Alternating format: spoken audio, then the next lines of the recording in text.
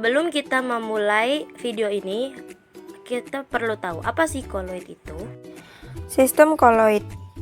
Koloid merupakan jenis campuran heterogen yang terbentuk karena adanya dispersi suatu zat ke dalam zat lain yang dicampurkan. Nah, makanya dalam koloid itu terdapat fase terdispersi dan medium pendispersi. Fase terdispersi adalah zat yang mengalami penyebaran secara merata dalam suatu zat lain. Sedangkan zat yang menyebabkan terjadinya penyebaran secara merata disebut medium pendispersi. Nah, kamu perlu tahu ya, pengertian fase di sini berbeda dengan wujud. Kenapa?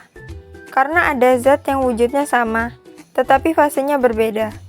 Contohnya santan. Kalau kita lihat lebih jelas, ternyata pada santan terdapat butiran minyak dalam air.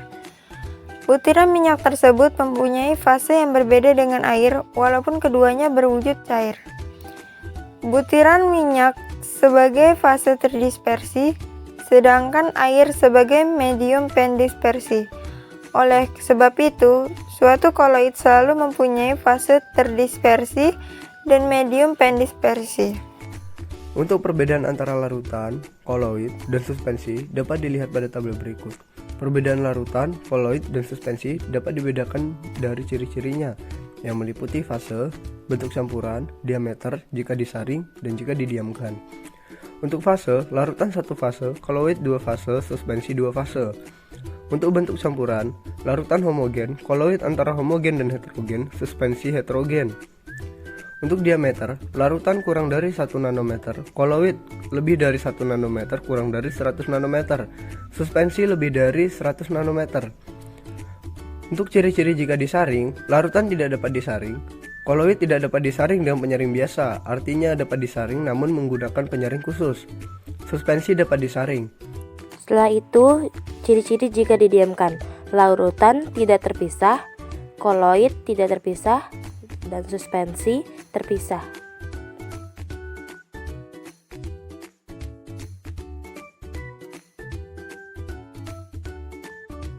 Berikut adalah tabel jenis-jenis koloid dengan 3 medium pendispersi, yaitu padat, cair, dan gas. Dengan fase terdispersi padat, cair, dan gas. Dengan medium pendispersi padat, lalu dengan fase terdispersi padat, yang merupakan sol padat adalah kaca berwarna, kuningan, perunggu, intan hitam, batu rubi, dan batu safir. Dengan fase terdispersi cair, yang merupakan emulsi padat adalah mentega, keju, mutiara, jeli, silika gel. Dengan fase terdispersi gas, yang merupakan buih padat adalah batu apung, spons, styrofoam, karet busa, roti, dan marshmallow. Dengan medium pendispersi cair, dengan fase terdispersi padat, yang merupakan sol adalah tinta, cat, tanah liat, lem kanji, dan gelatin. Dengan fase terdispersi cair, yang merupakan emulsi adalah susu, santan, mayones, dan krim wajah. Dengan fase terdispersi gas, yang merupakan buih adalah krim kocok, maringui, busa sabun, dan foam. Dengan pendispersi gas, fase terdispersi padat, yang merupakan aerosol padat adalah asap, debu, droplet virus di udara. Yang merupakan fase terdispersi cair, yaitu aerosol adalah awan, kabut, embun, dan parfum semprot. Berdasarkan kombinasi fase terdispersi dan medium pendispersinya, koloid terbagi menjadi 4: sol, aerosol, emulsi, dan buih. Keempat jenis koloid tersebut dapat dikelompokkan lagi berdasarkan wujud medium pendispersinya, yaitu 1. Sol padat, 2. Emulsi padat, 3. Buih padat, 4. Aerosol padat.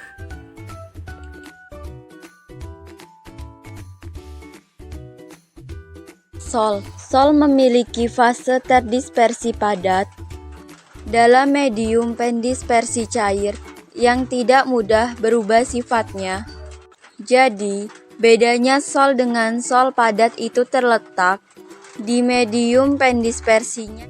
Kalau sol padat, mediumnya padat, sedangkan sol mediumnya cair.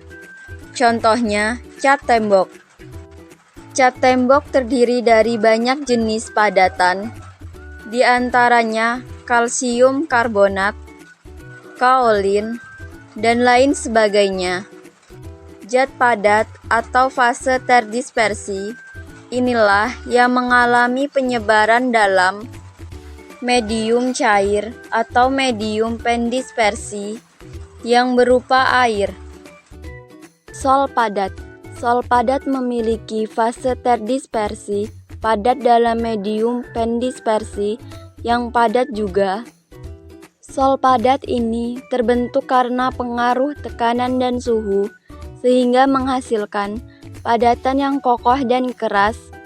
Contohnya, batuan rubi atau batuan permata. Batuan rubi ini merupakan padatan kromium yang tersebar dalam padatan aluminium oksida, sehingga dari sini bisa kelihatan ya, kalau padatan kromium itu sehingga fase terdispersi dan padatan aluminium oksida sehingga medium pendispersi. Emulsi. Nah, kalau fase terdispersi dan medium pendispersinya berupa cairan, maka disebutnya emulsi.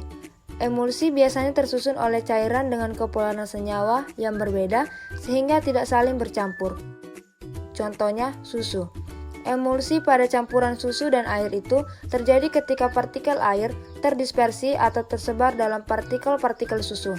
Nah, karena partikel air dan susu ini punya level kepolaran yang berbeda, maka kedua zat ini nggak bisa bercampur dengan sempurna, sehingga susu itu termasuk koloid, bukan larutan. Emulsi padat. Selanjutnya ada emulsi padat yang memiliki fase terdispersi berupa cairan dalam medium pendispersi padat. Contohnya, agar-agar. Agar-agar terbuat dari air atau fase terdispersi yang dicampur dengan bubuk agar-agar atau medium pendispersi. Pada saat bubuk agar-agar dipanaskan dalam air, serat dari agar-agar akan bergerak bebas. Saat proses pendinginan, serat tersebut akan saling merapat dan memadat. Jadi, pada agar-agar itu, partikel-partikel air terdispersi atau tersebar dalam partikel agar-agar. 5. Buih. Bedanya dengan buih padat, kalau buih memiliki fase terdispersi berupa gas dalam medium pendispersi cair, atau bisa disebut juga gas yang terdispersi di dalam cairan. Contohnya, buih sabun karena adanya udara atau fase terdispersi yang terjebak di dalam larutan sabun sebagai medium pendispersi. Hal ini terjadi karena molekul sabun yang saling tarik-menarik membentuk jaring atau lapisan yang dapat menjebak udara, sehingga membentuk gelembung-gelembung bening berisi udara. 6. Buih padat. Buih padat memiliki fase terdispersi berupa gas dalam medium pendispersi padatan, atau bisa disebut juga gas yang terdispersi di dalam padatan. Contohnya spons. Jika dilihat, spons itu merupakan sebuah padatan, tapi ketika dipencet ternyata isinya udara. Itu tandanya partikel-partikel udara atau gasnya tersebar dalam medium padat. Aerosol. Aerosol memiliki fase terdispersi berupa cairan dan medium pendispersi berupa gas. Jadi, bedanya aerosol dengan aerosol padat terletak pada fase terdispersinya. Aerosol tidak bisa bertahan lama. Hal ini karena zat penyusunnya yang mudah rusak oleh perubahan suhu dan tekanan udara lingkungan. Contohnya, parfum. Saat parfum disemprotkan di udara, cairan parfum akan terdispersi atau tersebar di udara yang wujudnya gas sebagai merupakan medium pendispersi. Aerosol padat. Aerosol padat memiliki fase terdispersi padat dalam medium pendispersi gas. Contohnya, asap kendaraan. Asap kendaraan mengandung padatan berupa timbal, karbon, karbon monoksida, dan lain sebagainya yang merupakan hasil pembakaran tidak sempurna dari mesin. Makanya, ketika kamu melewati kendaraan bermotor yang mengeluarkan asap, kadang kamu akan merasakan kelilipan karena adanya padatan atau fase terdispersi di dalam asap atau medium pendispersi. Berdasarkan interaksi fase terdispersi dan medium pendispersi, koloid sol dibagi atas sol liofil dan sol liofob. Jika interaksi antara zat terdispersi dan medium pendispersi kuat, maka disebut sol liofil. Contohnya, agar, susu, dan santan.